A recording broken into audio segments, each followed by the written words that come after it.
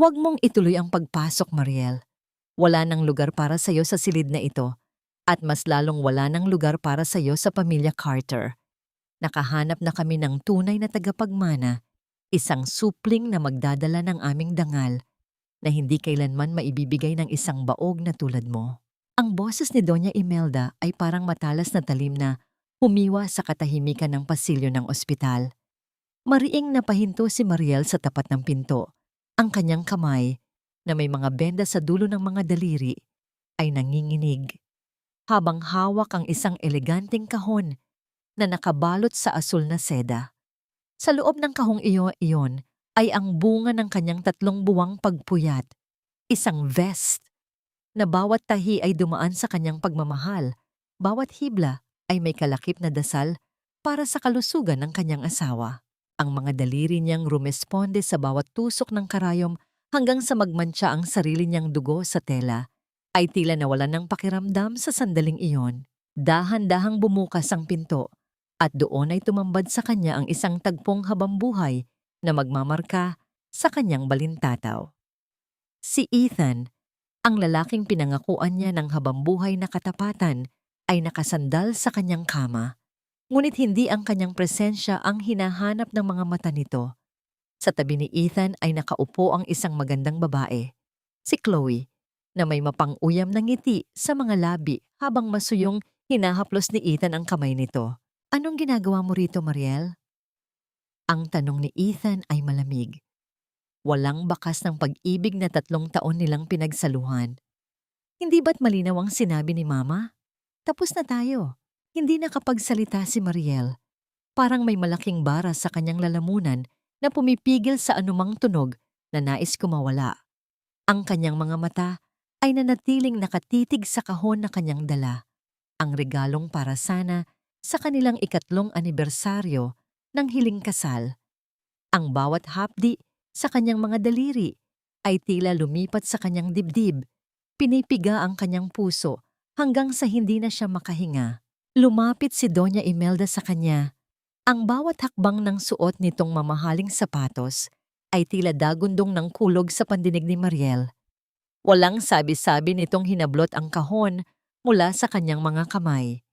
Sa isang marahas na galaw, binuksan ng matanda ang kahon at kinuha ang vest na pinaghirapan ni Mariel. Ito ba? Ito ba ang itatapat mo sa balitang magkakaanak na si Ethan sa isang babaeng kauri namin? Sabi ni Imelda habang tinitingnan ang vest ng may pandidiri. Ang basurang ito ay hindi nararapat sa balat ng isang Carter. Ang basurang ito, tulad mo, ay dapat nasa basurahan lamang.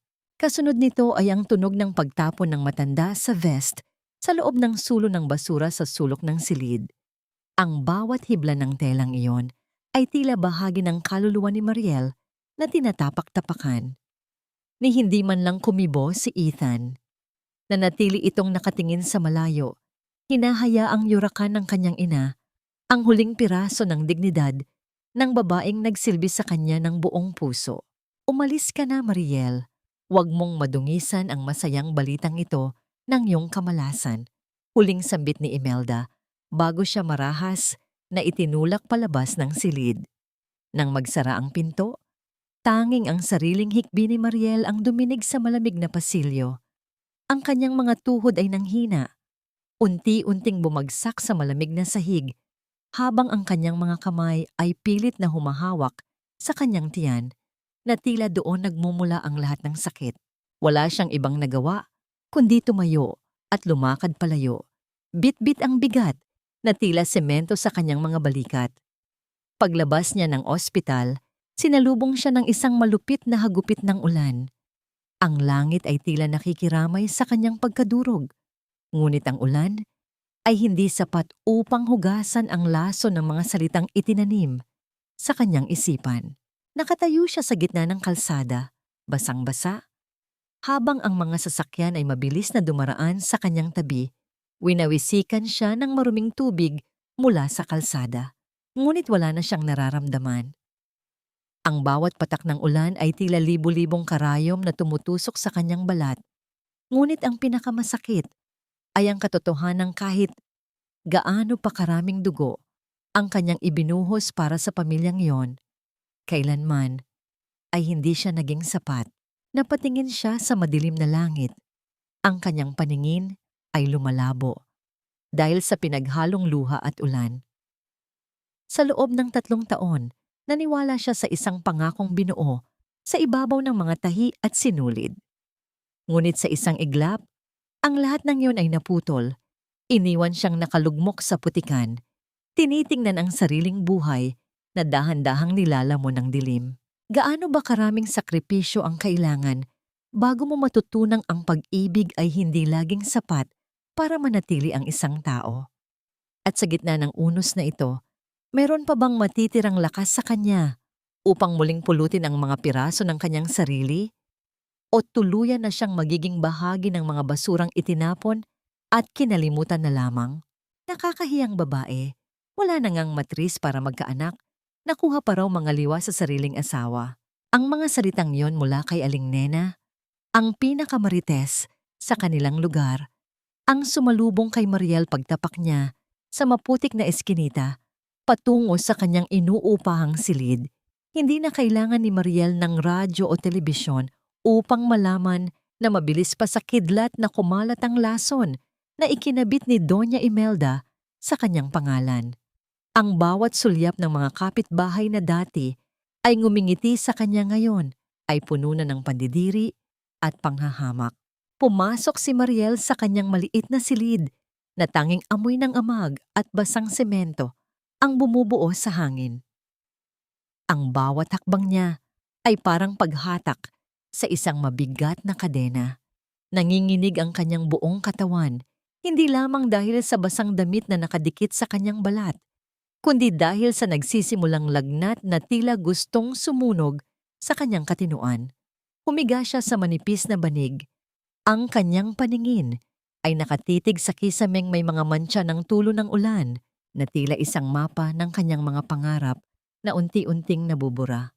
Hindi pa man siya nakakakuha ng kapayapaan. Isang marahas na pagkatok sa kanyang pinto ang bumasag sa katahimikan.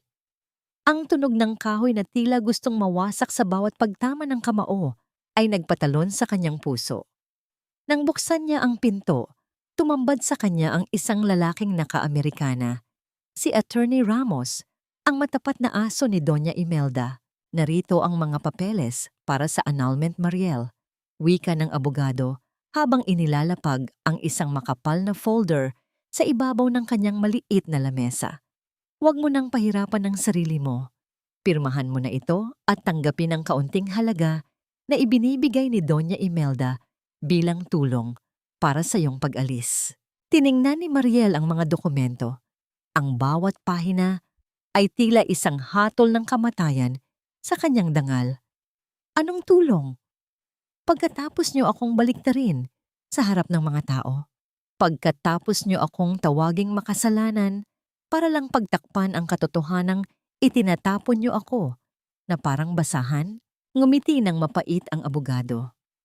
Mariel, kailangan mong intindihin ang realidad. Sino ang paniniwalaan ng mga tao? Ang isang makapangyarihang donya o ang isang munting mananahi na wala man lang maibigay na anak sa kanyang asawa? Pinoprotektahan lang namin ang pangalan ng mga Carter. Isipin mo na lang ang utang na loob mo sa kanila dahil kinuha kanila sa lansangan noon.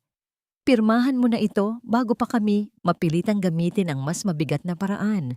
Nang makaalis ang abogado, naiwan si Mariel na hawak ang ballpen, ngunit ang kanyang kamay ay tila naging bato.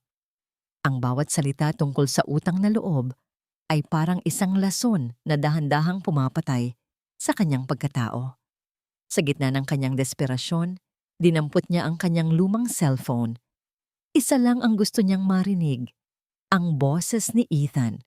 Gusto niyang maniwala na ang lahat ng ito ay isang masamang panaginip lamang at ililigtas siya ng kanyang asawa. Ngunit ang bawat ring ng telepono ay tila isang tibok ng puso na papatid na. Sa ikalimang ring, may sumagot, ngunit hindi ang pamilyar na baritono ni Ethan ang narinig niya. Hello? Oh, it's you, Mariel. Ang boses ni Chloe ay malambing, ngunit may kasamang tawa na tila nanunukso. Please stop calling. Ethan is busy right ngayon. Hinahaplos niya ang tummy ko. Sabi niya, he's so excited to meet a real baby. Not just a dream that you couldn't give him. Don't be so desperate. It's pathetic. Kasunod nito ay ang matalas na tunog ng pagkaputol ng linya. Ang cellphone ay dahan-dahang nalaglag mula sa kamay ni Mariel. Tumama sa sahig, ngunit hindi niya iyon pinansin. Ang bawat himaymay ng kanyang puso ay tila hinihiwa ng isang mapurol na kutsilyo. Ang lagnat na nararamdaman niya ay tila lumipat sa kanyang mga mata. Naglalabas ng mga luhang kasing init ng apoy. Napayakap si Mariel sa kanyang sarili. Ang kanyang mga kuko ay bumaon sa kanyang braso hanggang sa muling magdugo ang mga sugat na gawa ng karayom. Sa gitna ng dilim ng kanyang silid, naramdaman niya ang isang kakaibang kirot sa kanyang puson. Isang kirot na hindi niya maipaliwanag. Isang babala na tila nagmumula sa kailaliman ng kanyang pagkatao. Sa labas, narinig niya ang boses ng may-ari ng boarding house na nakikipag-usap kay Aling Nena. Paalisin ko na yan bukas. Ayaw kong madungisan ang reputasyon ng paupahan ko dahil sa isang babaeng gaya niya. Baka pati ang malas niya ay kumapit sa amin. Isang hikbi ang kumawala sa mga labi ni Mariel. Isang tunog ng isang hayop na sugatan at wala nang matatakbuhan. Tumayo siya at pilit na lumapit sa kanyang maliit na altar. Tinitingnan ang isang kupas na larawan ng kanyang ina. Inay, bakit ang lupit ng mundo? Bakit ang daling itapon ng katotohanan para sa isang magandang kasinungalingan? Ang kanyang tanong ay nanatiling walang kasagutan sa gitna ng katahimikan, maliban sa tunog ng malakas na ulan na tila gustong gibain ang kanyang bubungan, habang ang dilim ay unti-unting lumalamon sa kanyang paningin dahil sa lagnat at puyat. Isang tanong ang nanatiling nakatimo sa kanyang isipan. Hanggang kailan siya mananatiling biktima ng isang sistemang binuo para lang siya ay sirain? At sa bawat patak ng ulan, nararamdaman niya ang unti-unting pagkawala ng kanyang dating sarili. Ang Mariel na mahinhin, ang Mariel na matiisin. Sa ilalim ng sakit, isang bagong pakiramdam ang nagsisimulang sumibol. Isang malamig at matalim na determinasyon na hindi niya akalaing taglay niya. Hindi ka baog, Mariel. Sa katunayan, ang matris mo ay isang masaganang lupain na kasalukuyang nagpapatubo ng 3 buhay. Ang tinig ni Doktora Lara ay parang isang himala na bumitak sa tuyot at bitak-bitak na mundo ni Mariel. Nakahiga siya sa isang manipis na stretcher sa loob ng isang maliit na klinik sa dulo ng palengke. Naaalala pa niya ang huling sandali bago nagdilim ang lahat, ang nakapapasong init ng sikat ng araw, ang amoy ng malansang isda at nabubulok na gulay, at ang biglang pag-ikot ng paligid habang naghahanap siya ng kahit anong trabahong mapapasukan. Akala niya ay tuluyan na siyang kukuhaing muli ng lupa dahil sa gutom at panghihina. Ngunit ang balitang ito ay tila isang malakas na agos ng tubig na bumuhay sa kanyang nanunuyot na pag-asa. Ano po ang sinabi niyo, Doc? 3? Ang boses ni Mariel ay halos isang bulong, nanginginig sa pagitan ng gulat at hindi matatawarang ligaya. Itinuro ng doktora ang itim at puting monitor sa tabi ng kama. Makinig ka ng mabuti, Hija. Mula sa maliit na speaker ng makina, umalingaw-ngaw ang isang mabilis na ritmo. Isang tunog na katulad ng mabilis na pagpalo ng maliliit na tambol na nagkakaisa sa isang masiglang martsya. Hindi lang isa, hindi lang 2, kundi 3 magkakaibang tibok ng puso ang nagpupuno sa maliit na silid. Ang bawat tibok ay tila nagsasabing, "Nandito kami, Ina. Huwag kang susuko." Naramdaman ni Mariel ang pag-init ng kanyang mga mata. Ang bawat patak ng luha na dumadaloy sa kanyang pisngi ay hindi nagawa ng pait, kundi ng isang uri ng pasasalamat na ngayon lang niya naramdaman. Naalala niya ang bawat masasakit na salita ni Doña Imelda, ang pagtawag sa kanya na maling lupain, ang pag-insulto sa kanyang pagkababae, at ang pagtatapon sa kanya dahil lang sa isang kasinungalingang binuo ng kanilang kasakiman. 3. Ang mga anak na ipinagkait sa kanya ng mga Carter sa pamamagitan ng pekeng dokumento ay narito, buhay at lumalaban sa loob ng kanyang sinapupunan. Isang malaking sampal sa mukha ng mga taong nagsabing siya ay walang silbi. Ang kanyang matris na tinawag nilang tuyot ay naging kanlungan ng 3 himala sa kabila ng lahat ng stress, ulan, at hirap na kanyang pinagdaanan nitong mga huling araw. Pero kailangan mong mag-ingat, Mariel. Seryosong dagdag ng doktora habang hinahawakan ng kanyang malamig na kamay. Maselan ang pagbubuntis ng triplets. Kailangan mo ng maayos na pagkain at pahinga. Sa kalagayan mo ngayon, mukhang kulang na kulang ang sustansya ng katawan mo. Napayuko si Mariel. Paano siya makakapagpahinga? Paano siya kakain ng maayos kung maging ang bubungang sisilong sa kanya ay kukunin na rin ng mga Carter?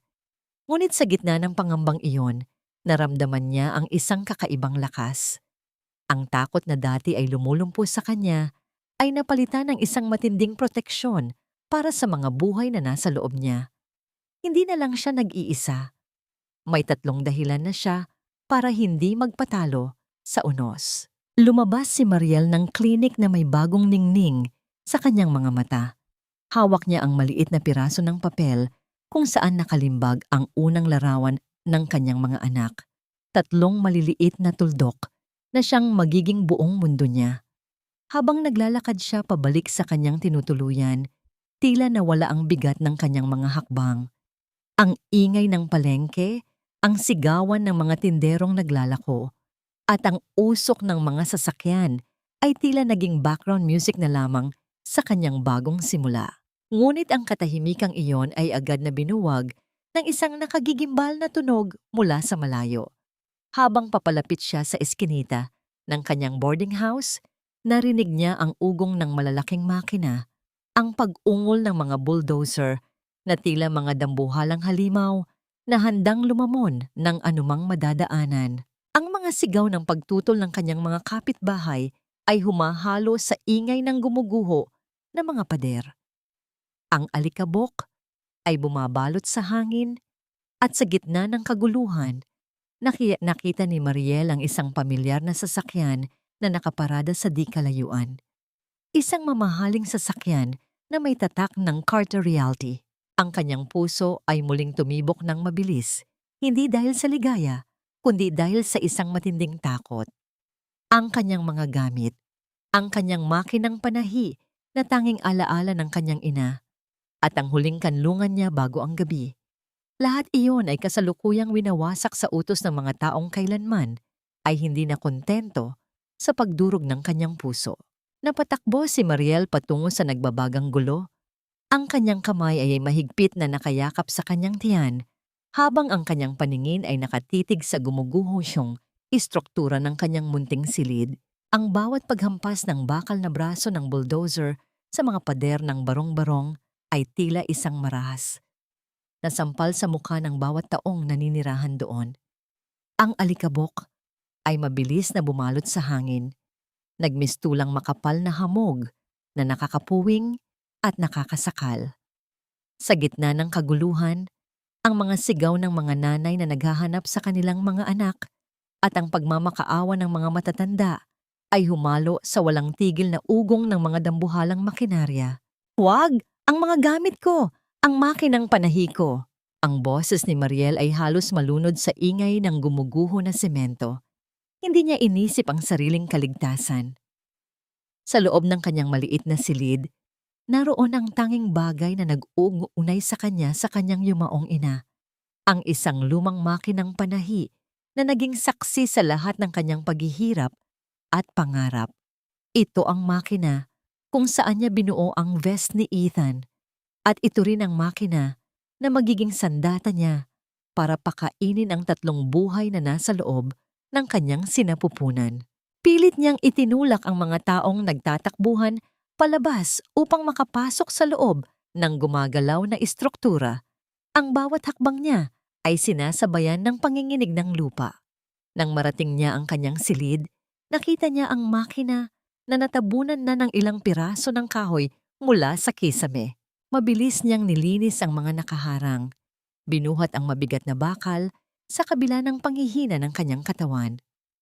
Ngunit bago pa man siya makalabas, isang malakas na tunog ng nababali na poste ang umalingaw-ngaw sa itaas. Ang buong pader sa kanyang kaliwa ay nagsimulang tumagilid, tila isang higante na handang dumagan sa kanyang maliit na katawan. Napapikit si Mariel. Ang kanyang isang kamay ay mahigpit na nakayakap sa kanyang tiyan, habang ang isa naman ay nakakapit sa makina. Inasahan na niya ang bagsik ng bigat na tatapos sa kanyang buhay. Ngunit sa halip na sakit, isang matikas at matitigas na braso ang biglang yumakap sa kanyang baywang at marahas siyang hinila palayo sa panganib. Ang tunog ng bumagsak na pader at ang paglipad ng mas maraming alikabok ay yumanig sa kanyang pandinig. Pagdilat ng kanyang mga mata, isang pares ng matatalim, ngunit nag-alalang mga mata ang sumalubong sa kanya. Isang lalaki na may suot na itim na Amerikana.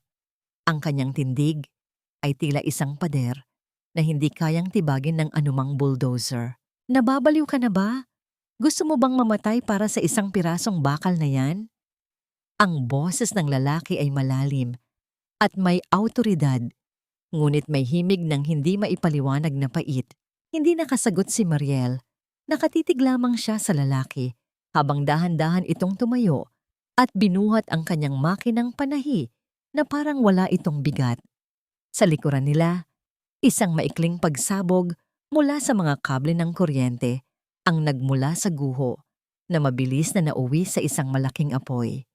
Ang apoy ay tila isang gutom na hayop na mabilis na lumamon sa natitirang bahagi ng boarding house, kasama na ang lahat ng mga dokumento at alaala ng nakaraan ni Mariel. Tumayo si Mariel sa gitna ng kalsada habang ang ulan ay nagsisimula na namang pumatak, humahalo sa itim na usok mula sa sunog. Tiningnan niya ang mga tauhan ng Carter Realty na nakatayo lang sa malayo, walang pakialam sa mga buhay na winasak nila. Naramdaman ni Mariel ang init ng kamay ng lalaki na nakahawak pa rin sa kanyang siko. Ito, si Malik Vaughn, ang lalaking hindi niya alam na magiging arkitekto ng kanyang muling pagkabuhay. Sa sandaling iyon, ang takot sa mga mata ni Mariel ay dahan-dahang napalitan ng isang madilim at malamig na apoy. Ang sakit ng pagtataksil ni Ethan, ang kalupitan ni Imelda, at ang pagkawala ng kanyang huling kanlungan ay nagsama-sama sa kanyang dibdib, bumubuo ng isang bagong uri ng determinasyon. Salamat! Bulong ni Mariel, ngunit ang kanyang tingin ay hindi nakatuon sa lalaki, kundi sa nagbabagang apoy na lumalamon sa kanyang nakaraan. Salamat sa pagliligtas sa akin. Dahil sa gabing ito, tapos na ang buhay ng babaeng iyakin at api-apihan. Hinarap niya ang naglalagablab na guho. Ang kanyang mukha ay nababalot ng uling at luha, ngunit ang kanyang tindig ay hindi na nakayuko. Sa bawat tibok ng 3 puso sa loob niya, nararamdaman niya ang isang panata na nabubuo sa kanyang kaluluwa. Patay na ang Mariel na kilala niyo. Isinilang na ang kukuha ng lahat sa inyo. Hihintayin ko ang araw na kayo naman ang magmamakaawa sa gitna ng abo. Malik, na nakatingin sa kanya, ay nakita ang isang bagay na pamilyar sa mga mata ni Mariel. Ang parehong galit at uhaw sa katarungan na matagal na niyang dinadala. Isang mapait na ngiti ang sumilay sa mga labi ng lalaki. Alam niyang sa gitna ng guhong ito, nakatagpo siya ng isang kasama na kasing talas ng karayom na handang tumahi sa tadhana ng mga Carter patungo sa kanilang pagbagsak. Hindi kita iniligtas dahil lang sa awa, Mariel. Iniligtas kita dahil kailangan ko ng isang taong kasing talim ng iyong mga mata upang tuluyang pabagsakin ang mga Carter. Ang tinig ni Malik Vaughn ay parang malamig na hanging umiihip sa loob ng isang silid na puno ng mamahaling kagamitan. Nakaupo si Mariel sa isang malambot na sofa sa loob ng mansyon ni Malik, malayo sa usok at dumi ng nasunog niyang nakaraan. Sa harap niya ay isang tasa ng mainit na tsaa. Ngunit ang kanyang mga kamay ay nananatiling nakatikom. Tila hindi pa rin kayang bitawan ang panginginig mula sa kaganapan kanina. Ang bawat haplos ng marangyang tela ng sofa sa kanyang balat ay tila isang paalala kung gaano kalayo ang agwat ng mundong ito sa eskinita kung saan siya muntik ng mabaon sa limot. Bakit ako? Ang tanong ni Mariel ay halos isang bulong. Isa lang akong mananahi. Wala akong pera. Wala akong kapangyarihan. At ayon sa kanila, wala akong silbi.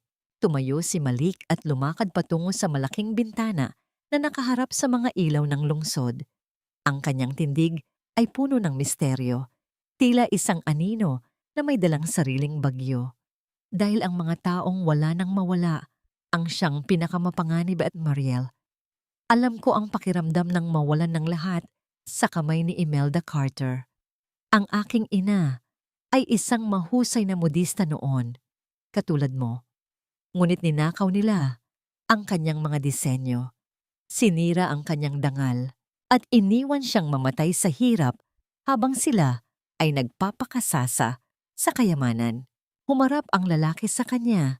Ang kanyang mga mata ay naglalabas ng isang matinding poot na matagal nang kinikimkim.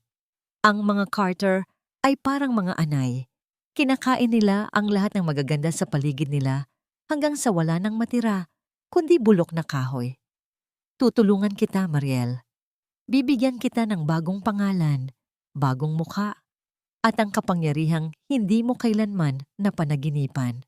Pero kailangan mong ipangako sa akin na hindi mo hahayaang manaig ang iyong awa kapag dumating na ang oras na sila naman ang nasa ilalim ng iyong mga paa.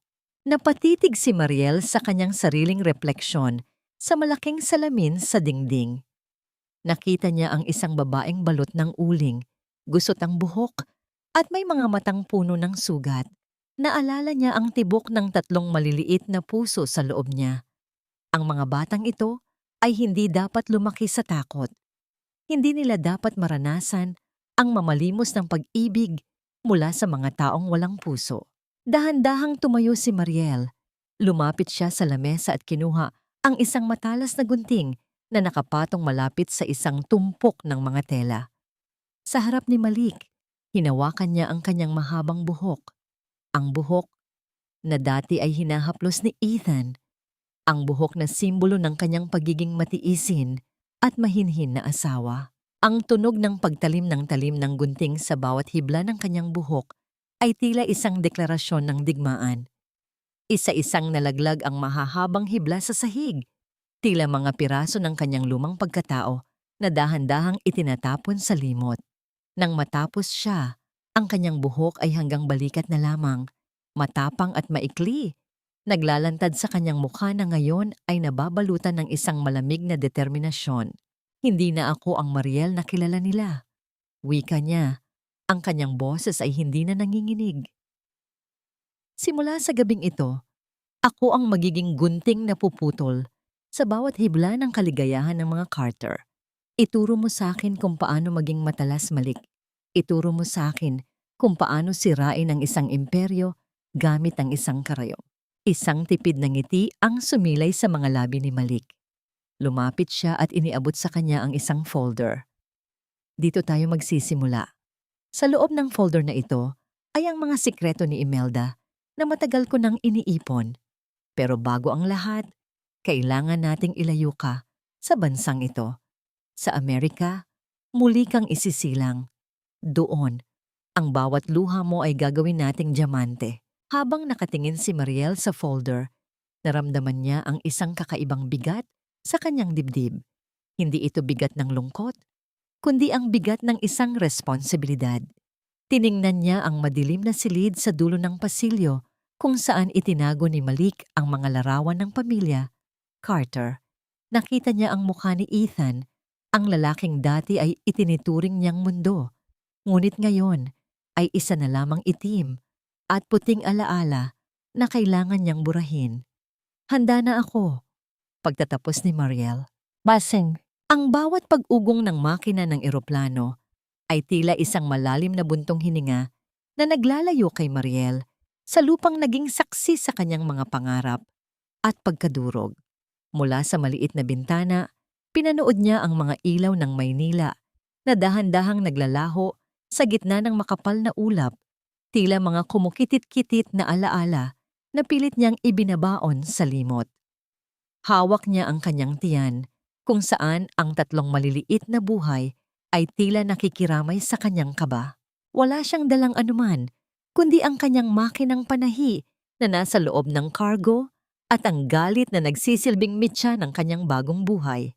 Paglapag sa New York, sinalubong siya ng isang hanging kasing lamig ng yelo, isang uri ng lamig na hindi niya kailanman naramdaman sa Pilipinas. Ang Manhattan ay isang gubat ng mga dambuhalang gusali na tila gustong lamunin ng isang munting babaeng katulad niya. Ngunit sa tulong ni Malik, hindi siya hinayaan ng tadhana na muling malugmok. Tumira siya sa isang maliit, ngunit malinis na apartment sa Brooklyn, kung saan ang bawat sulok ay mabilis na napuno ng mga rolyo ng tela, sketchpads, at ang amoy ng gatas ng sanggol. Ang mga sumunod na buwan ay naging isang mahabang pakikipagsapalaran sa pagitan ng pagod at determinasyon. Sa araw, nag-aaral si Mariel sa isang prestihiyosong fashion school. Pilit na iniintindi ang bawat teknik ng paggawa ng mga high-end na kasuotan habang ang kanyang mga paa ay namamagana dahil sa bigat ng kanyang dinadala. Sa gabi, ang tunog ng kanyang makinang panahi ay nagiging oyayi para sa kanyang sarili sa ilalim ng malamlam na ilaw ng lampara. Kailangan mong magpahinga, Mariel. Hindi ka lang para sa sarili mo lumalaban ngayon. Paalala ni Malik isang gabi habang binibisita siya nito. Nagdala ito ng mga prutas at bitamina. Ang kanyang mga mata ay puno ng paghanga na hindi niya maitago. Ngumiti lang si Mariel, isang ngiting hindi na umaabot sa kanyang mga mata. Ang bawat tusok ng karayom na nararamdaman ko ngayon ay mas madaling tiisin kaysa sa bawat salitang binitawan ni Imelda sa akin, Malik. Ang pagod ay lumilipas, pero ang kahihiyan, iyon ang nagpapanatili sa akin na gising. Dumating ang araw ng kanyang panganganak sa gitna ng isang malakas na snowstorm. Sa loob ng puting silid ng ospital, malayo sa mga taong nagtaksil sa kanya, isinilang niya ang tatlong anghel, sina Liam, Mia at Noah. Sa unang pagkakataon na narinig niya ang kanilang sabay-sabay na pag-iyak, tila may isang bahagi ng puso ni Mariel na muling nabuo. Ang kanilang mga mukha ay may bakas ng ama na nais niyang kalimutan, ngunit ang kanilang mga mata ay kasing tapang ng sa kanya. Ang pag-aalaga sa tatlong sanggol habang tinatapos ang kanyang kurso ay tila isang imposibleng gawain. May mga gabing nakatulog siya sa ibabaw ng kanyang sketchpad habang ang isa sa mga bata ay nakasandal sa kanyang balikat. May mga oras na ang kanyang mga luha ay pumapatak sa tela dahil sa sobrang pangungulila sa kinalakihang bayan, sa init ng araw at sa boses ng kanyang ina. Ngunit sa tuwing tinitingnan niya ang kanyang mga anak, muling nag-aapoy ang kanyang ambisyon. Isang madaling araw, habang ang buong lungsod ay nababalutan ng katahimikan at ang triplets ay mahimbing na natutulog sa kanilang mga kuna, natapos ni Mariel ang kanyang unang disenyo para sa kanyang final thesis. Ito ay isang gown na gawa sa pinagtagpi-tagping sutla na may mga burdang tila mga sugat na nagiging bulaklak. Ang disenyo ay matapang, elegante at puno ng sakit, isang salamin ng kanyang sariling kaluluwa. Hinaplos ni Mariel ang tela. Ang kanyang mga daliri, na dati ay puno ng sugat ng karayom, ay ngayon ay naging bihasa na at matatag.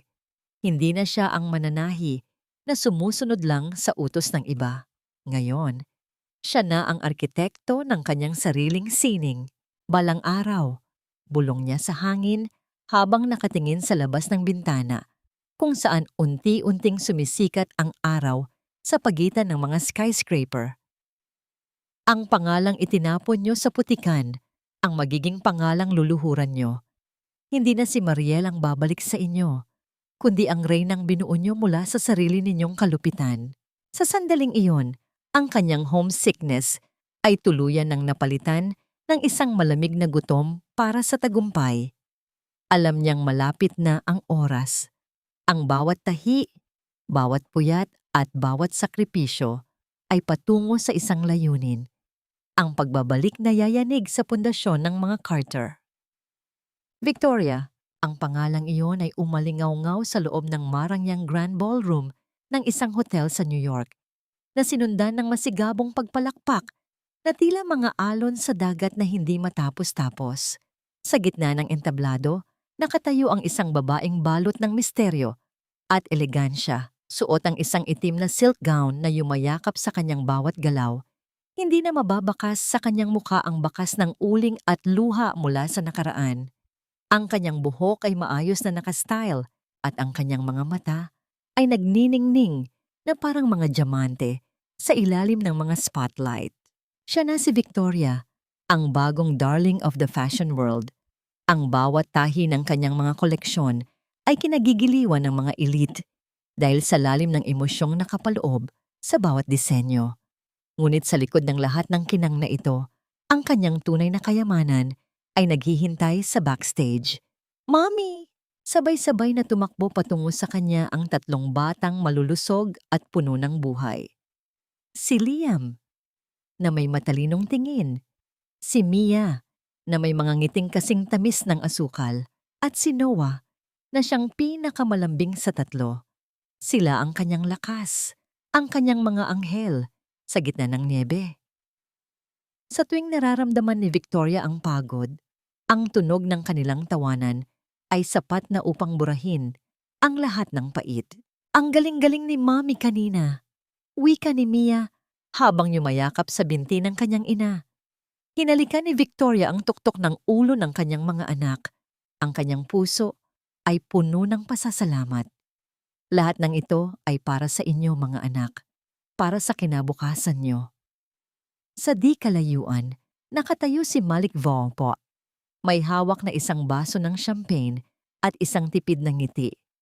Lumapit siya kay Victoria matapos mailayo ng mga yaya ang triplets para kumain. "Congratulations, Victoria. O dapat ko bang sabihing, Queen Victoria?"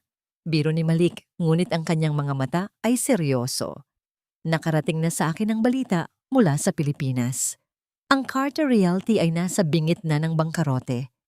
Ang mga ari-ariang ipinagmamalaki ni Imelda ay isa-isang kinukuha ng bangko dahil sa mga maling investment at ang labis na paggasta ni Chloe." Napatigil si Victoria sa pag-aayos ng kanyang buhok.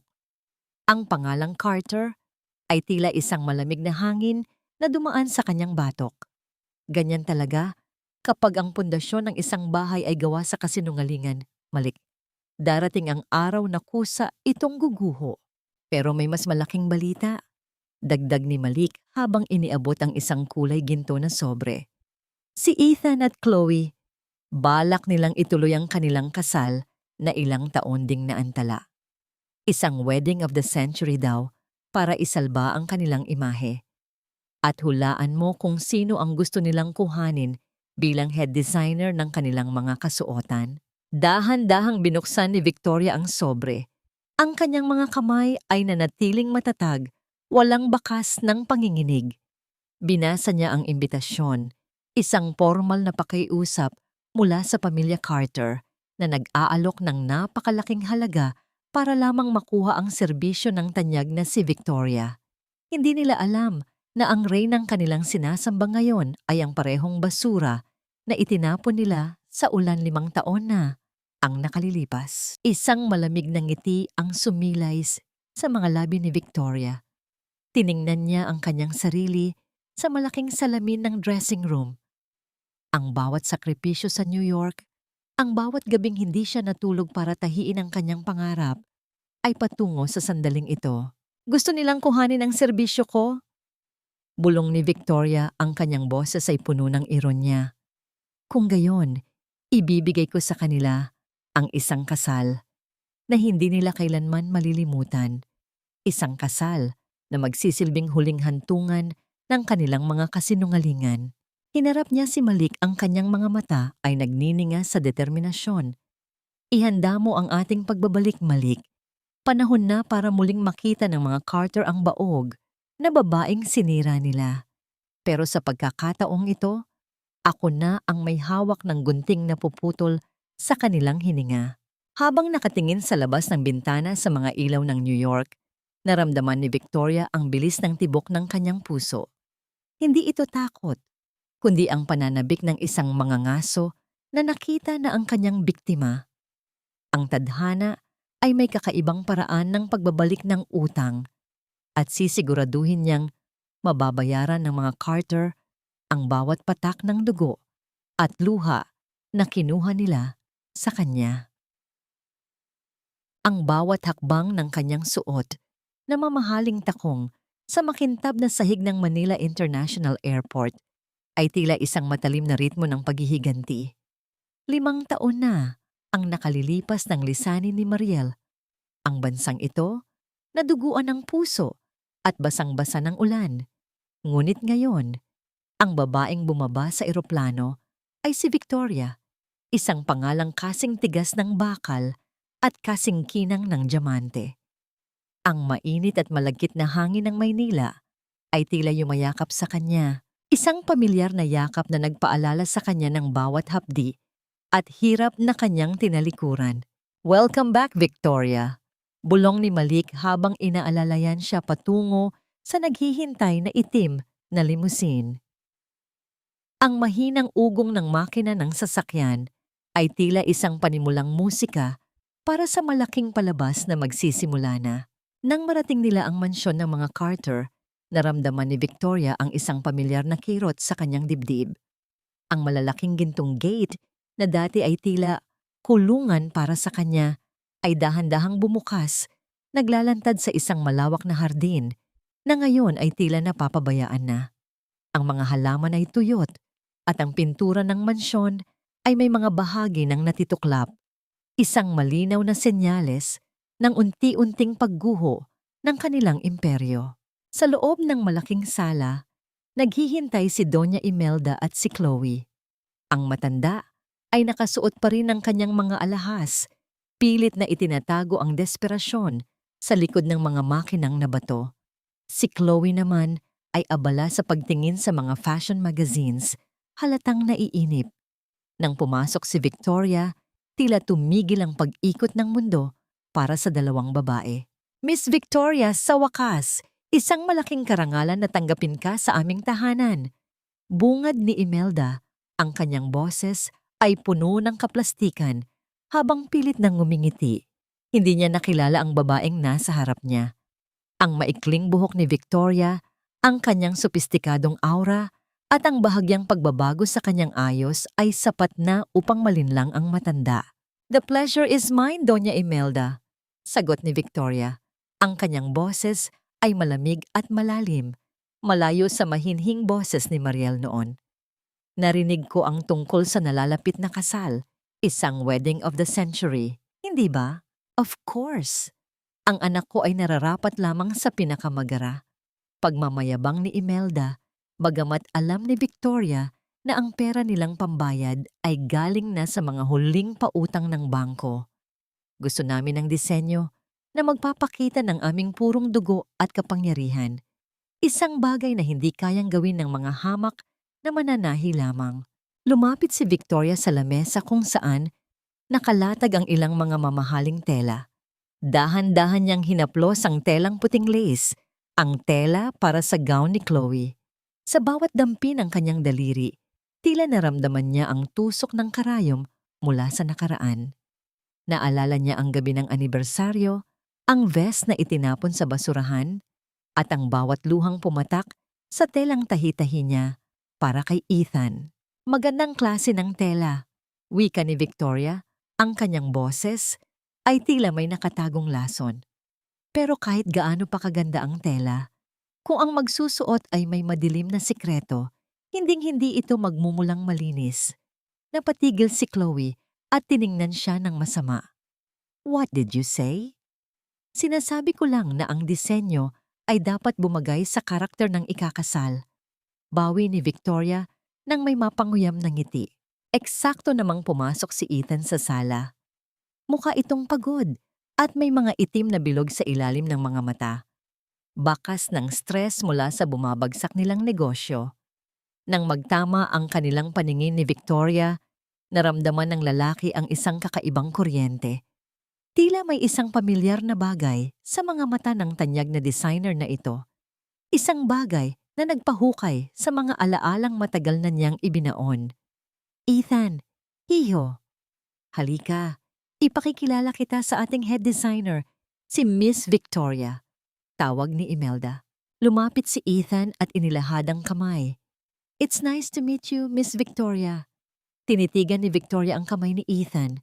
Ang kamay na dati ay humahawak sa kanya ng may pagmamahal, ngunit kinalaunan ay ginamit upang itulak siya palayo. Hindi niya tinanggap ang kamay nito. Sa halip ay tumangulang siya ng bahagya. Ang tensyon sa loob ng silid ay tila isang mahigpit na lubid na handa ng maputol. May mga mata ka na tila nakita ko na dati. Seryosong sabi ni Ethan. Ang kanyang paningin ay nakatitig ng malalim sa mga mata ni Victoria. Mayroon tayong pagkakakilala noon, Miss Victoria. Isang malamig na katahimikan ang bumalot sa paligid. Nararamdaman ni Victoria ang mabilis na tibok ng kanyang puso, ngunit nanatiling matatag ang kanyang mukha. Sa likod ng kanyang maskara, nais niyang isigaw ang lahat ng sakit. Ngunit pinili niyang manatiling tahimik at misteryoso. Marahil ay sa iyong mga panaginip lamang, Mr. Carter. Sagot ni Victoria ng may matalim na ngiti. Dahil ang mga taong tulad ko ay hinding-hindi makakalimutan kapag minsan mo nang nakatagpo. Tinalikuran niya ang pamilya Carter.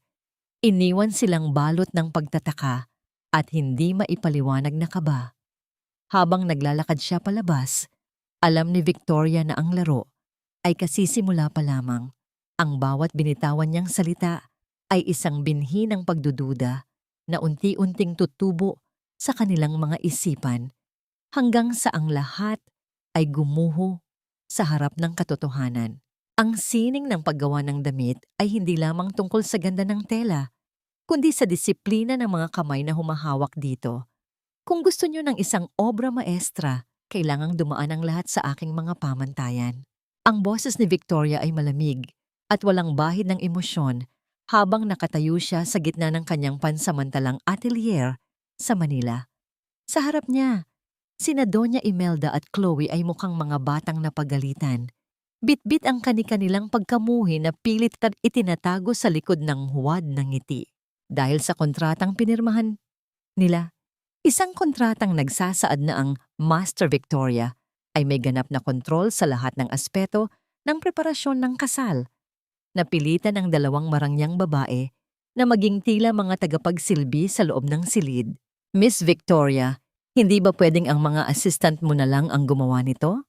Reklamo ni Chloe habang pilit na pinupulot ang libu-libong maliliit na kristal na sadyang ibinagsak ni Victoria sa sahig. Sumasakit na ang likod ko at nasisira ang manicure ko. Ang bawat kristal na yan ay simbolo ng bawat sandali ng iyong kasal, Chloe. Sagot ni Victoria habang tinitingnan ang kanyang mga kuko.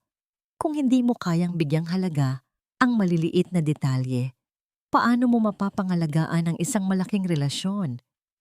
At ikaw, Doña Imelda, pakihawakan ng maayos ang rolyo ng telang iyan. Ang suit lang iyan ay kasing sela ng reputasyon ng inyong pamilya. Isang maling galaw at lahat ay magkakandapunit. Ang makitang ang babaeng dating nagtaboy sa kanya sa ulan ay ngayon ay pinagpapawisan at nanginginig ang mga braso sa pagbuhat ng mabigat na tela ay nagbigay kay Victoria ng isang malamig na uri ng kasiyahan. Ang bawat buntong hininga ng matanda ay tila musika sa kanyang pandinig. Ito ang tinatawag na pagsingil ng tadhana. Marahan, tahimik, ngunit masakit. Sa gitna ng trabaho, tumunog ang cellphone ni Chloe na naiwan sa ibabaw ng lamesa. Nakita ni Victoria ang pangalang lumabas sa screen, isang pangalang hindi kay Ethan. Nang mabilis na hablutin ni Chloe ang telepono at lumabas ng silid na may halatang kaba, isang matalim na hinala ang nabuo sa isipan ni Victoria. Sinundan niya ang anino ni Chloe patungo sa dulo ng pasilyo. Doon, Narinig niya ang pabulong na pakikipag-usap ng babae. Sabi ko sa'yo, huwag mo akong tatawagan dito. Malapit na ang kasal. Kapag nalaman ni Ethan ang tungkol sa atin at ang tungkol sa totoong ama ng bata, wala tayong makukuha kahit 5 mula sa mga Carter. Napatakip si Victoria ng kanyang bibig, hindi dahil sa gulat, kundi dahil sa matinding ironya ng sitwasyon.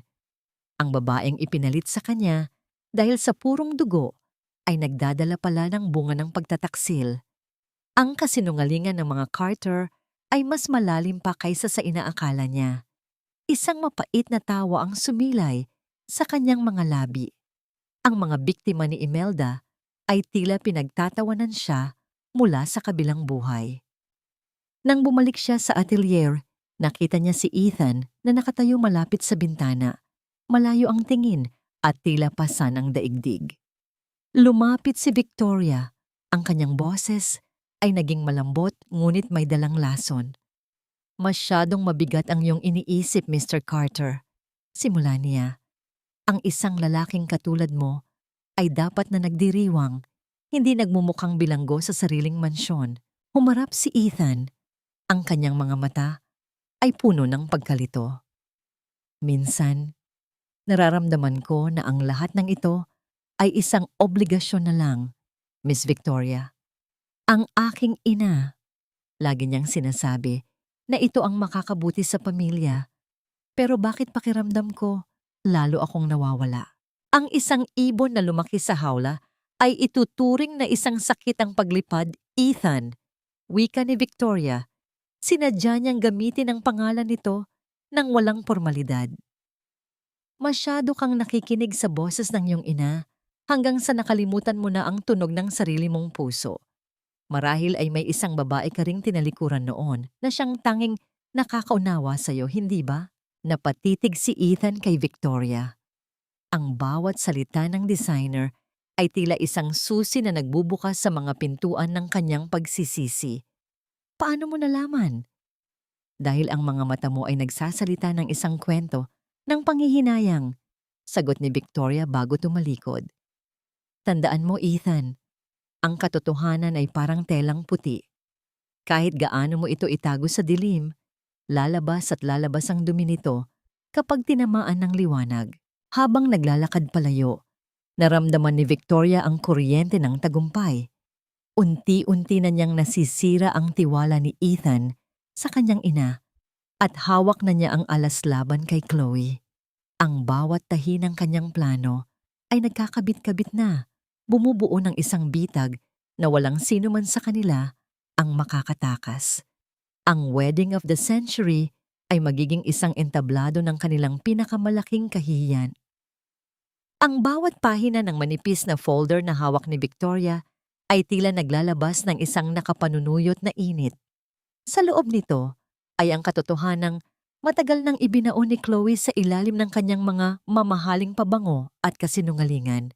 Isang DNA report mula sa isang pribadong laboratorio na nakuha ni Malik at mga lumang record mula sa klinika na sinubukang sunugin ng mga Carter noon. Ang tadhana ay may kakaibang paraan ng pagpapanatili ng mga bakas. Kahit anong liyab ng apoy, laging may natitirang abo na magsasabi ng totoo. Miss Victoria, bilisan mo naman. Kanina pa ako nakatayo rito. Nangangalay na ang mga binti ko sa bigat ng gown na ito. Ang boses ni Chloe ay puno ng iritasyon habang nakaharap sa malaking salamin ng fitting room. Pumasok si Victoria sa silid, bitbit ang isang set ng mga aspidistra pins. Ang kanyang mga hakbang ay tahimik, tila isang maninila na dahan-dahang lumalapit sa kanyang biktima. Tiningnan niya ang refleksyon ni Chloe, isang babaeng nakabalot sa puting sutla, nagkukunwaring inosente habang ang kanyang kaluluwa ay puno ng mantsa. Ang kagandahan ay nangangailangan ng sakripisyo, Chloe. Malamig na wika ni Victoria habang sinisimulang i-adjust ang baywang ng gown. Masyadong maluwag ang sukat na ito para sa isang babaeng nagdadala ng tagapagmana ng mga Carter.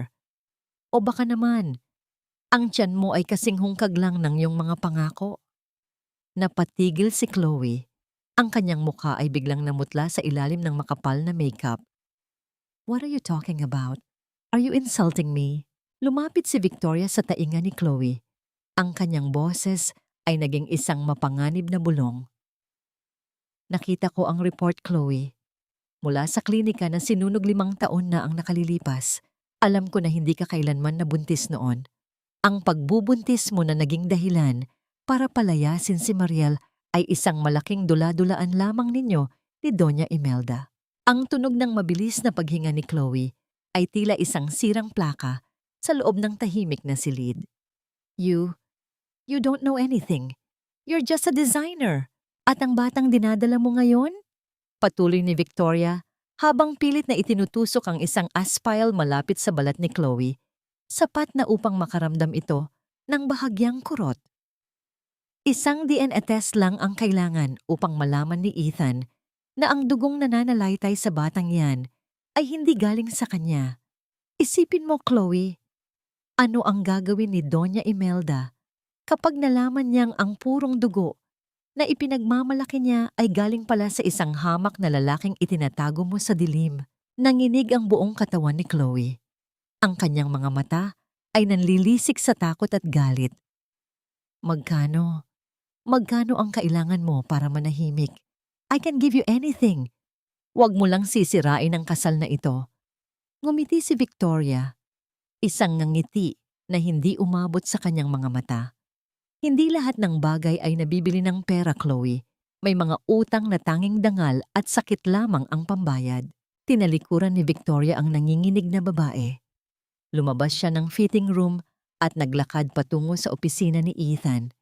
Ang bawat tibok ng kanyang puso ay tila isang martilyo na nagpapatibay sa kanyang desisyon. Sa ibabaw ng lamesa ni Ethan, inilapag niya ang isang kulay kayumangging envelope.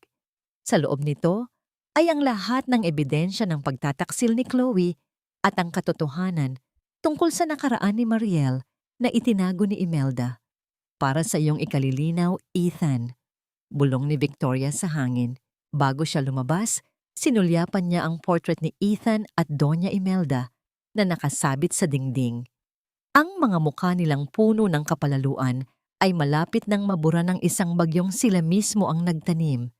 Naramdaman ni Victoria ang isang kakaibang ginhawa, tila may isang mabigat na tinik na nabunot sa kanyang lalamunan. Sa labas ng mansyon, ang langit ay nagsisimulang magdilim.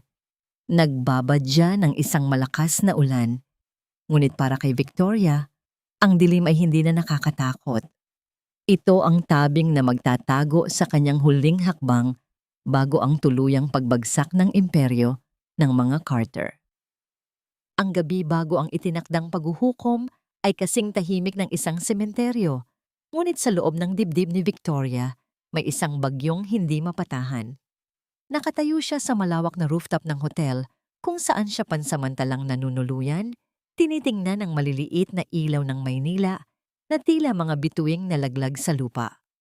Ang malamig na simoy ng hangin ay humahalik sa kanyang balat, nagdadala ng amoy ng ulan at usok. Mga amoy na nagpapaalala sa kanya kung gaano nakalayo ang kanyang nilakbay mula sa eskinita ng kanyang dusa. Masyadong malalim ang iniisip mo, Victoria. Baka malunod ka na riyan. Ang baritono at kalmadong boses ni Malik ay tila isang mainit na kumot na bumalot sa kanyang balikat. Hindi na kailangang lumingon ni Victoria upang malaman na nasa likuran niya ang lalaking naging sandigan niya sa loob ng 5 taon. Naramdaman niya ang paglapit nito, ang amoy ng mamahaling sandalwood at kape na laging dala ni Malik ay nagbigay sa kanya ng hindi maipaliwanag na kapanatagan. Dahan-dahang ipinatong ni Malik ang kanyang Amerikana sa mga balikat ni Victoria. Ang laban ay bukas pa, pero parang tinatapos mo na ito sa isip mo ngayon pa lang. Natatakot lang ako, Malik, pag-amin ni Victoria. Ang kanyang boses ay naging marupok.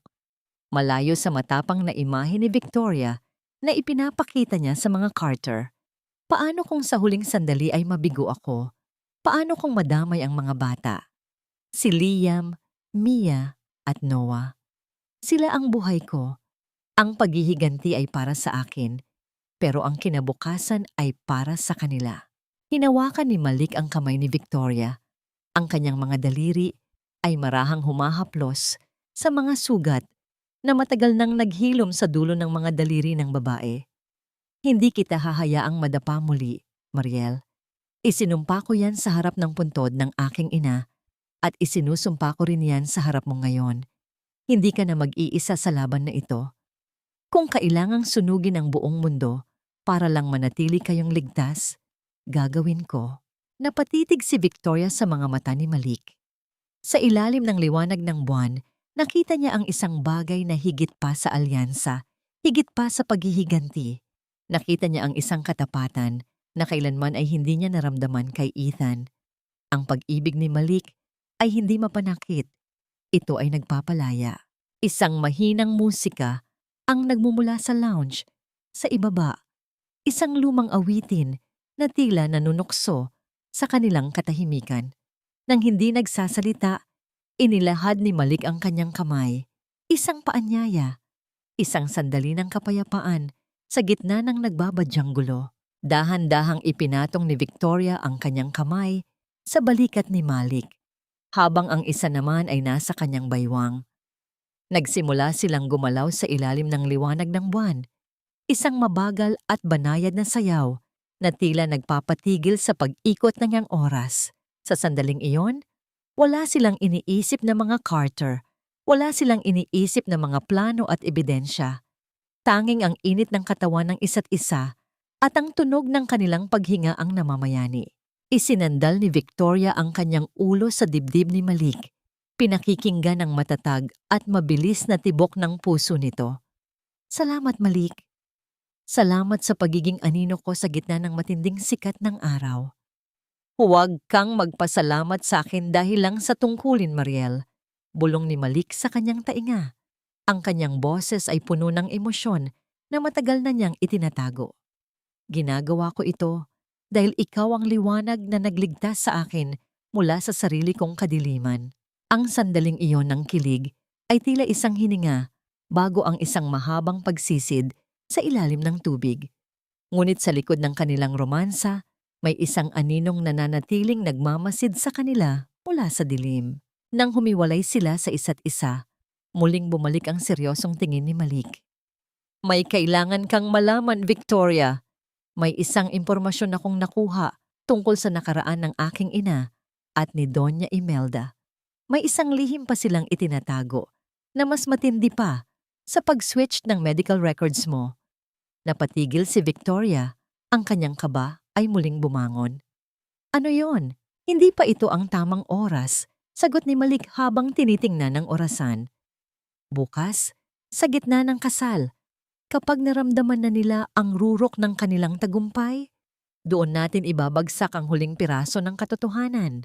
Habang naglalakad sila pabalik sa loob, naramdaman ni Victoria ang lamig ng hangin na muling yumayakap sa kanya. Ang gabi ay malalim na at ang bawat segundo ay tila isang hakbang patungo sa isang bangin. Sa kanyang isipan, nanalangin siya.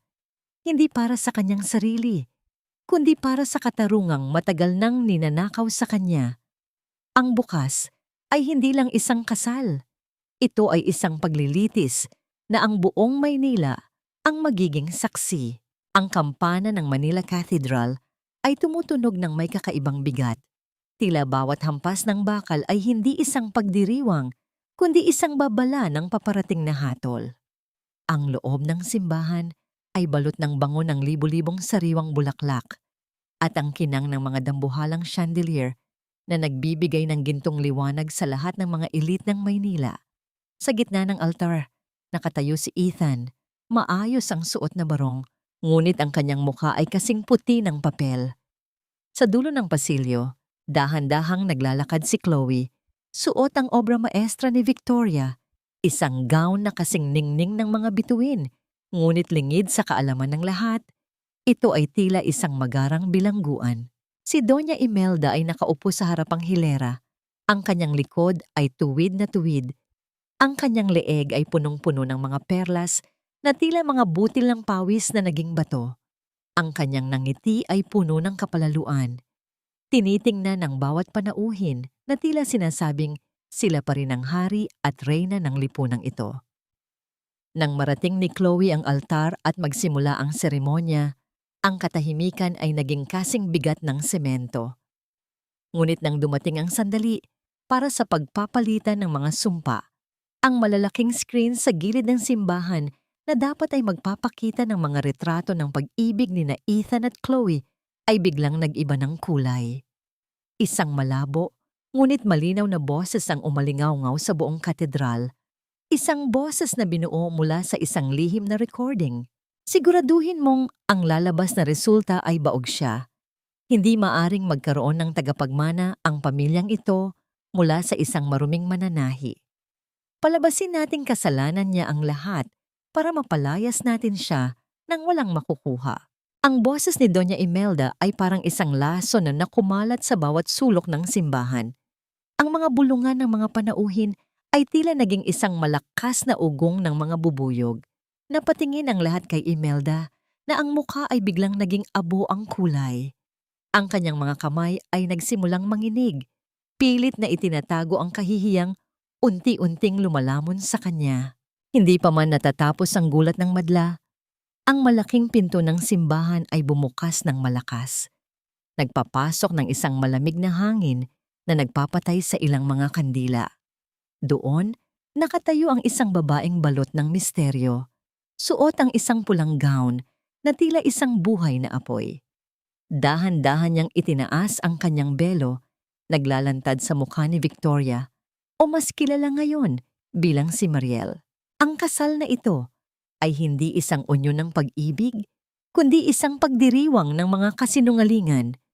Ang boses ni Mariel ay matatag. Bawat salita ay may dalang bigat ng 5 taon ng pagdurusa. Naglakad siya patungo sa altar. Ang bawat hakbang niya ay tila isang martilyo na nagpapaguho sa pundasyon ng mga Carter. Ethan, narito ako hindi para bawiin ka, kundi para ipakita sa iyo ang kinuha ng iyong ina sa akin at ang kinuha mo sa iyong sarili dahil sa iyong kahinaan. Mula sa likuran ni Mariel, 3 maliliit na bata ang lumitaw, sina Liam, Mia at Noah. Ang kanilang mga mukha ay tila mga salamin ng mukha ni Ethan nung bata pa ito. Ang buong katedral ay tila nawalan ng hangin. Ang mga tao ay napasinghap ng sabay-sabay. Ito ang buhay na patunay ng lahat ng kasinungalingan ni Imelda. Ang 3 baog na bunga ay narito ngayon. Tinitingnan ng kanilang ama na tila isang estranghero. Anong ibig sabihin nito? Ang nangangatal na tanong ni Ethan. Ang kanyang mga mata ay lumuluha habang nakatingin sa mga bata. Sila ang mga anak mo, Ethan. Ang mga batang tinawag ng iyong ina na basura bago pa man sila isilang. Sagot ni Mariel, ang kanyang boses ay puno ng pait at katarungan. Sa sandaling iyon, ang kaguluhan ay tuluyan ng sumabog. Ang mga pulis, sa pangunguna ni Malik, ay pumasok sa simbahan. Doña Imelda Carter at Ethan Carter, kayo ay inaatasan naming sumama sa presinto para sa mga kasong financial fraud, falsification of documents, at illegal land grabbing. Ang tunog ng mga posas na sumasara sa mga kamay ni Ethan ay tila huling tuldok sa kanilang istorya. Si Chloe naman ay pilit na nagtatago sa likod ng kanyang gown, ngunit wala na siyang matatakbuhan. Ang matinding hiya na iniwasan ni Imelda sa buong buhay niya ay ngayon ay nakadikit na sa kanyang balat na tila isang sumpa. Bumagsak si Doña Imelda sa sahig, nawalan ng malay sa gitna ng kahihiyan, habang ang mga perlas sa kanyang leeg ay naputol at nagkalat sa sahig, tila mga luha ng isang imperyong gumuho na. Tinalikuran ni Mariel ang altar. Hindi na siya lumingon pa. Sa labas ng simbahan, sinalubong siya ng liwanag ng araw. Hawak niya ang mga kamay ng kanyang 3 anak, at sa malayo nakita niya si Malik na naghihintay sa kanya ng may ngiting puno ng pag-asa. Ang wedding of the century ay naging isang burol para sa nakaraan, at sa wakas, ang tunay na reyna ay malaya na. Ang bawat kanto ng mansyon ng mga Carter na dati ay puno ng kapalaluan ay ngayon ay nababalutan na ng malamig na katahimikan. na binabasag lamang ng tunog ng mabibigat na hakbang ng mga tauhan ng korte at bangko. Ang mga mamahaling painting sa dingding ay isa-isang tinatanggal, nag-iiwan ng mga mapuputing bakas sa semento na tila mga sugat na hindi na maghihilom. Ang amoy ng alikabok ay humahalo sa amoy ng lumang pabango ni Doña Imelda, isang amoy ng nakaraang dahan-dahang nabubulok. Nakatayo si Mariel sa gitna ng sala, suot ang isang simpleng puting bestido na tila sumisimbolo sa kanyang malinis na hangarin. Pinanood niya ang paghakot sa mga kasangkapan na dati ay hindi niya man lang pwedeng hawakan nang walang pahintulot. Ang tunog ng paghila ng malalaking aparador sa sahig ay tila isang mahabang buntong hininga ng isang imperyong sumusuko na. Mariel, please, wag mo namang gawin ito sa amin. Ang boses ni Ethan ay basag. Puno ng pagmamakaawa na dati ay hindi akalain ni Mariel na maririnig niya mula sa lalaking ito. Nakatayo si Ethan sa gilid, magulo ang buhok at may mga mantsa ng luha ang kanyang barong. Hawak-hawak niya ang isang maliit na bag, ang tanging gamit na pinayagan siyang dalhin palabas ng mansyong kinalakihan niya. Hindi ko ito ginagawa sa inyo, Ethan. Malamig na sagot ni Mariel habang hindi man lang tumitingin sa kanya. Ang sarili ninyong mga kamay ang naghukay ng libingang ito. Ang bawat kasinungalingan, bawat panlilinlang na ginawa ninyo sa akin at sa marami pang ibang pamilya, ito na ang kabayaran yon. Pero ang mga bata, sila Liam, Mia at Noah, sila ang mga anak ko. Hayaan mo naman akong makabawi sa kanila. Muling pagsusumamo ni Ethan, pilit na lumalapit kay Mariel ngunit agad na naharangan ng mga bodyguard ni Malik. Dahan-dahang humarap si Mariel sa kanya. Ang kanyang mga mata ay walang bakas ng galit, kundi isang malalim na pagkapagod. Hindi mo sila anak dahil lang sa dugo, Ethan. Anak mo lang sila kung nandoon ka noong nanginginig ako sa New York dahil wala tayong pambili ng gamot. Anak mo sila kung nandoon ka noong halos hindi ako makatulog para lang tahiin ang kinabukasan nila. Pinili mong maging bulag, Ethan. Pinili mong maging sunod-sunuran sa iyong ina kaysa protektahan ang pamilyang binuo natin. Ang pagkakataong yon ay matagal nang namatay sa gitna ng ulan. 5 taon na ang nakalilipas. Isang golden moment ang nabuo nang dahan-dahang lumakad si Mariel patungo sa malaking silya sa dulo ng sala. Ang selyang tanging si Doña Imelda lang ang may karapatang upuan. Naupo siya roon, ang kanyang tindig ay tuwid at puno ng dignidad. Tiningnan niya ang mga impake at kahon na nakatambak sa gitna ng sala, tila isang tumpok ng basura na handa ng itapon. Ang selyang iyon, na dati ay simbolo ng pang-aapi sa kanya, ay naging simbolo na ngayon ng kanyang tagumpay. Sa di kalayuan, nakita nila si Doña Imelda na inaalalayan ng isang nurse. Ang matanda ay tila nawala na sa katinuan, paulit-ulit na binubulong ang tungkol sa kanyang mga perlas at ang purong dugo ng mga Carter. Ang bawat salita niya ay tila isang multo ng nakaraang wala ng saysay. Nang makita niya si Mariel na nakaupo sa kanyang paboritong silya, nanlaki ang kanyang mga mata. Ngunit sa halip na sumigaw, isang mahinang halinghing lang ang lumabas sa kanyang mga labi. Ang lahat ng ito ay mapupunta sa isang pundasyon, wika ni Mariel sa mga tauhan ng korte. Ibebenta ang mansyong ito at ang bawat sentimo ay gagamitin para sa mga babaeng biktima ng domestic abuse at land grabbing. Ang mga Carter ay hindi na muling magkakaroon ng puwang sa lupang ito. Nang tuluyan ng mailabas ang huling kahon, lumapit si Malik kay Mariel at inilagay ang kanyang kamay sa balikat nito. Tapos na, Mariel. Malaya ka na. Tumingin si Mariel sa malawak na hardin na ngayon ay puno na ng mga damo. Nararamdaman niya ang isang kakaibang ginhawa.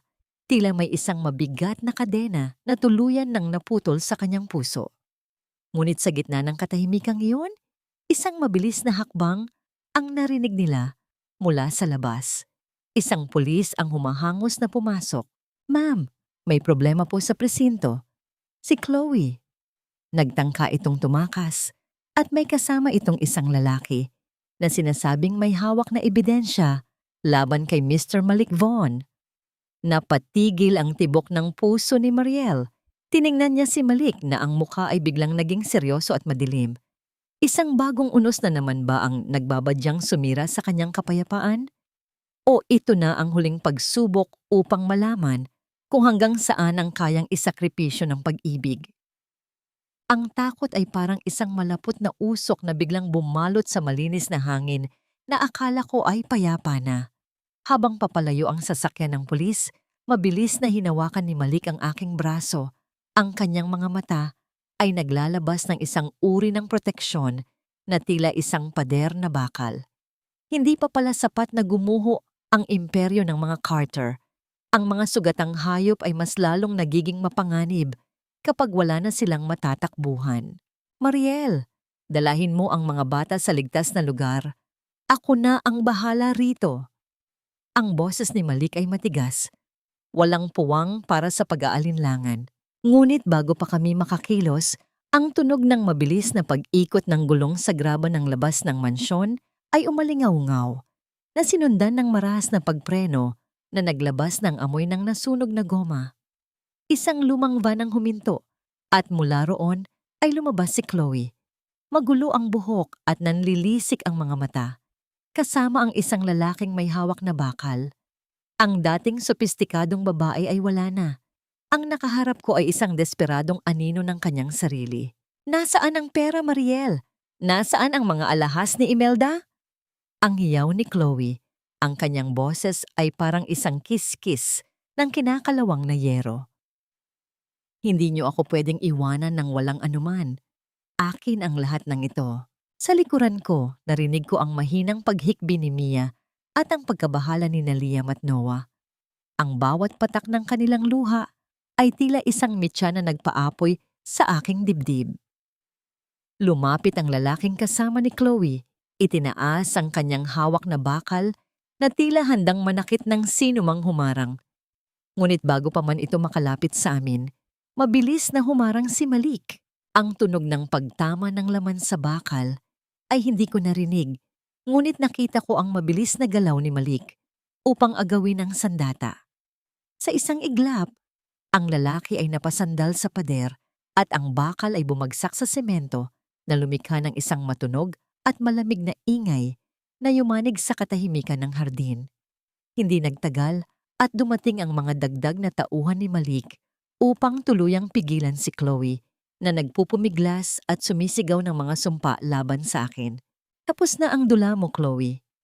Wika ko habang tinitingnan siya ng diretso sa mga mata. Ang tanging bagay na makukuha mo sa pamilyang ito ay ang hatol ng iyong sariling mga kasalanan. Nang tuluyan ng mailayo si Chloe at ang kanyang kasama, dinala ko ang aking mga anak sa loob ng sasakyan. Niyakap ko sila ng mahigpit. Naramdaman ang mabilis na tibok ng kanilang maliliit na puso sa aking dibdib. Ito ang golden moment ng aking gabi.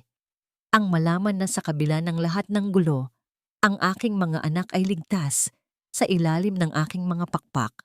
Kinabukasan, sa loob ng malamig at madilim na silid ng presinto, hinarap ko ang babaeng naging ugat ng lahat ng aking dusa.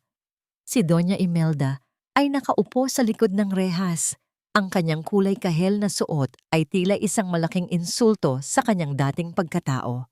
Ang kanyang buhok ay hindi na maayos at ang kanyang mga mata ay nakatitig sa kawalan.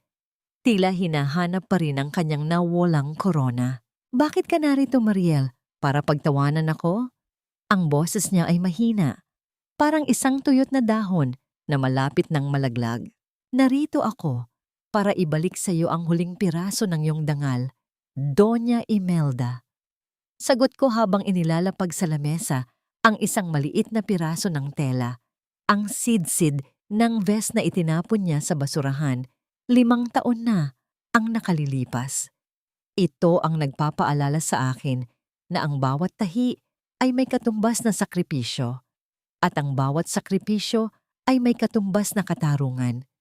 Wala na akong galit sa iyo, Imelda, dahil ang galit ay isang uri pa rin ng pagpapahalaga at para sa akin.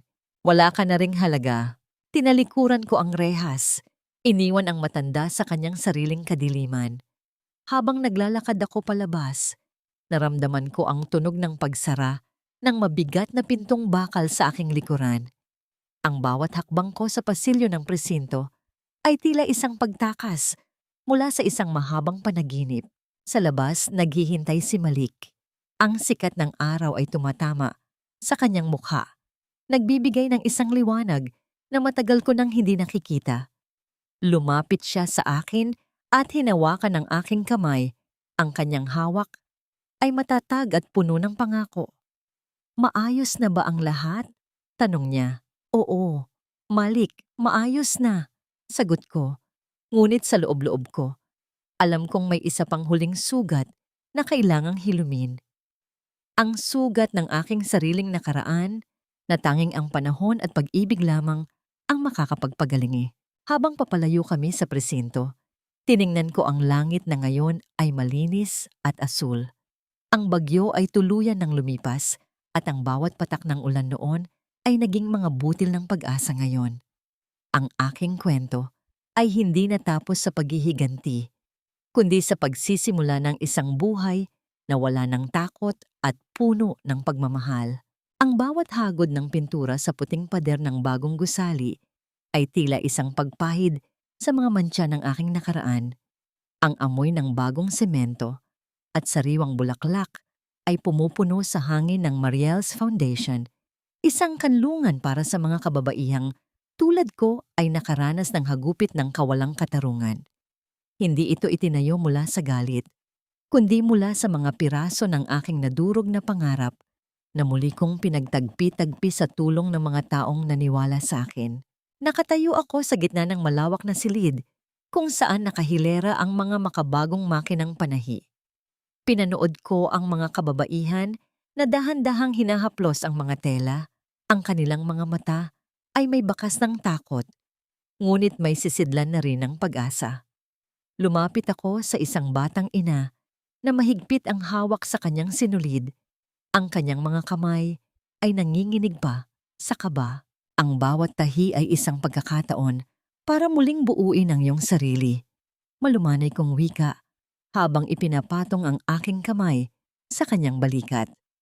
Huwag mong hayaang ang sakit ng kahapon ang magdikta sa disenyo ng iyong bukas.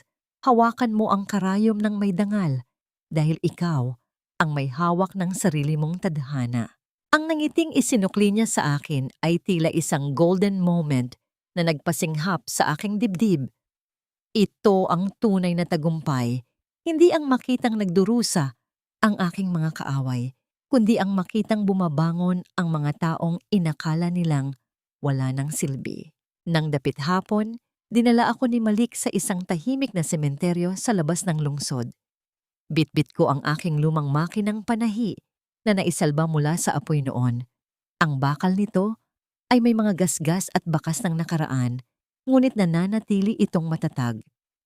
Inilapag ko ito sa harap ng payak na puntod ng aking ina.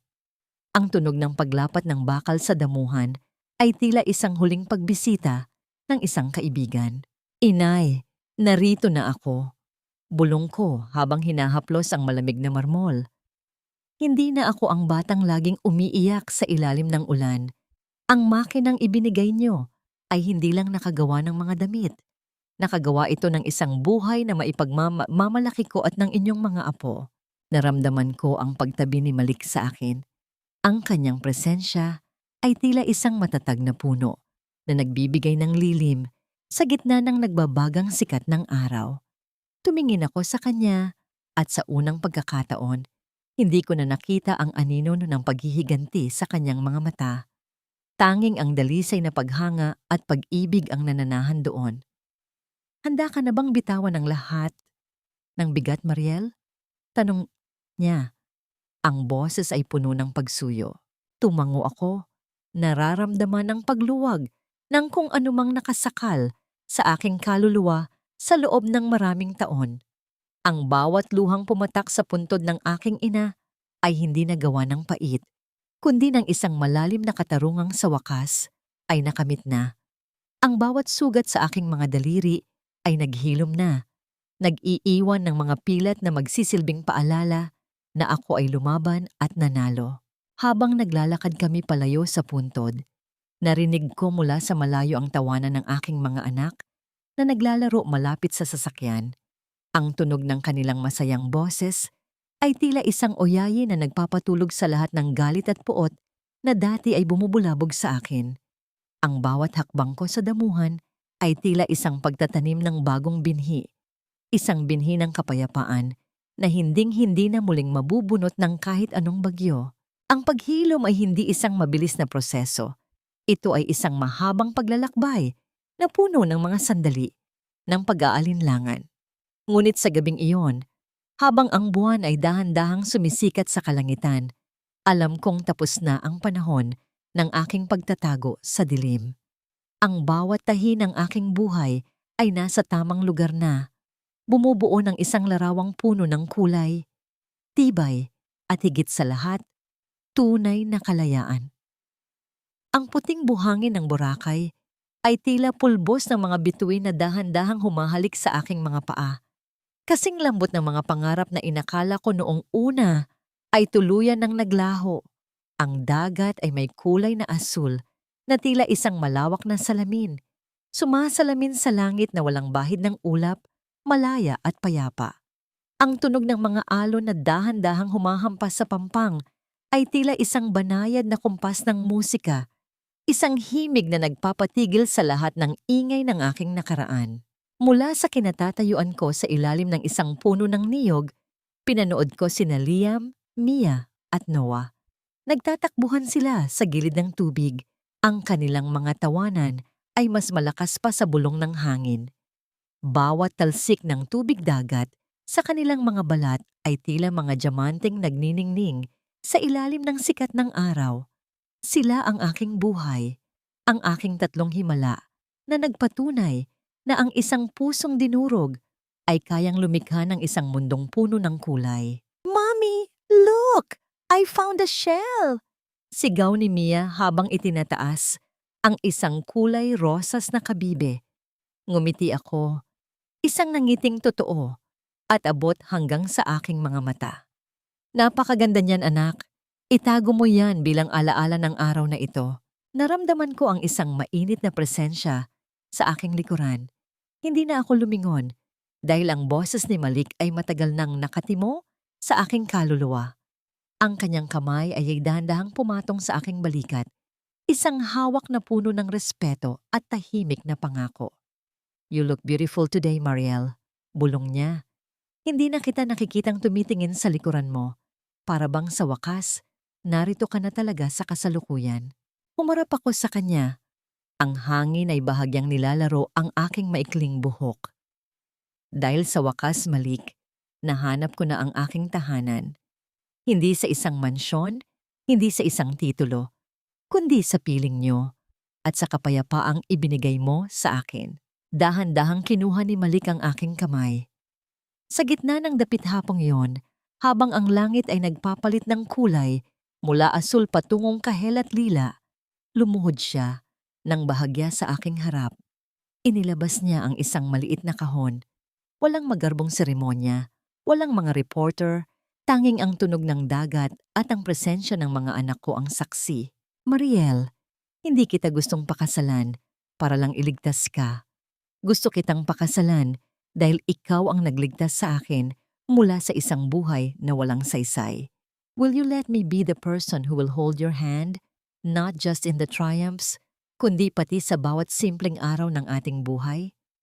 Ang mga luha sa aking mga mata ay hindi na dahil sa sakit. Sila ay mga luha ng isang pusong sa wakas ay nakatagpo ng katarungang higit pa sa batas. Ang katarungan ng pagmamahal. Yes, Malik, yes. Habang isinusuot niya ang singsing, naramdaman ko ang isang kakaibang bigat sa aking bulsa. Inilabas ko ang aking lumang thimble, ang daliriwan na ginamit ko sa loob ng maraming taon sa pananahi para sa mga Carter. Ang bakal nito ay kupas na. May mga gasgas ng bawat tusok ng karayom na aking tiniis. Naglakad ako patungo sa dulo ng pampang, kung saan ang tubig ay umaabot hanggang sa aking mga tuhod. Tinitigan ko ang maliit na bakal sa aking palad sa huling pagkakataon. Ito ang simbolo ng aking pagkaalipin, ng aking pagiging matiisin sa maling tao, at ng bawat gabing puno ng dugo at luha. Sa isang malakas na galaw, inihagis ko ang daliriwan patungo sa kailaliman ng dagat. Ang tunog ng paglubog nito sa tubig ay tila ang huling tuldok sa isang madilim na kabanata ng aking buhay. Tapos na. Ang bawat sugat ay naghilom na, at ang bawat sinulid ng aking tadhana ay ako na ang may hawak. Naglakad ako pabalik kina Malik at sa aking mga anak. Niyakap namin ang isa't isa habang ang araw ay tuluyan ng lumulubog, nag-iiwan ng isang gintong liwanag sa buong Boracay. Hindi na ako ang mananahing api, hindi na ako ang Victoria na puno ng puot. Ako si Mariel, isang ina, isang asawa, at higit sa lahat, ang reyna ng sarili kong buhay. Ang bawat tahi ng panahon ay may kanya-kanyang kwento, at sa wakas, ang bawat hibla ng aking buhay ay nakahanap na ng tamang paglalagyan. Lumipas ang mga taon na tila mga pahina ng isang makapal na nobela, at habang nakaupo ako sa beranda ng aming tahanan, pinapanood ang paglubog ng araw na nagbibigay ng kulay ginto sa malawak na hardin. Naramdaman ko ang isang uri ng katahimikan na hindi mabibili ng anumang yaman ng mga Carter. Naitanong ko sa aking sarili, napatawad ko na ba sila? Ang sagot ay hindi isang simpleng oo o hindi. Ang pagpapatawad ay hindi nangangahulugang kinalimutan ko ang bawat hapdi ng karayom o ang lamig ng ulan noong gabing itinapon ako sa lansangan. Ang pagpapatawad para sa akin ay ang sandaling hindi na kumikirot ang aking dibdib sa tuwing maaalala ko ang kanilang mga pangalan. Pinatawad ko ang aking sarili sa pagiging marupok noon at pinalaya ko na ang aking puso mula sa lason ng kanilang mga alaala. Ang hustisya ay naibigay na ng batas at ang natitirang hatol ay iniwan ko na sa langit. Payapa na ba ang aking buhay? Sa tuwing nararamdaman ko ang mainit na yakap ni Malik, pag-uwi niya mula sa trabaho, at sa tuwing naririnig ko ang masayang pag-uusap ni Liam, Mia at Noah tungkol sa kanilang mga pangarap, alam kong nahanap ko na ang tunay na kapayapaan. Ang aming tahanan ay hindi binuo sa itaas ng mga luha ng iba, kundi sa pundasyon ng katapatan at paggalang. Ang takot na baka isang araw ay mawala ang lahat ay napalitan na ng tiwala na basta't magkakasama kami, walang bagyong hindi namin kayang harapin. Ang aral na nais kong iwan sa bawat babaeng nakikinig sa aking kwento ay simple lamang.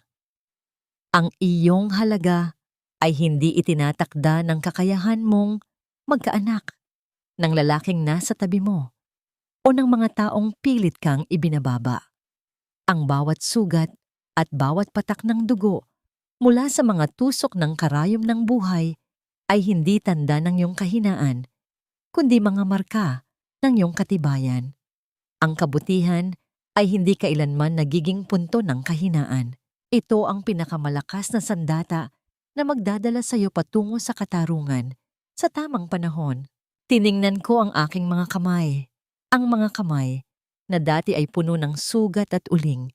Ngayon, ang mga kamay na ito ay ginagamit ko na upang haplusin ang mukha ng aking mga anak at ituro sa ibang mga kababaihan kung paano tahiin ang sarili nilang mga pangarap sa aming foundation.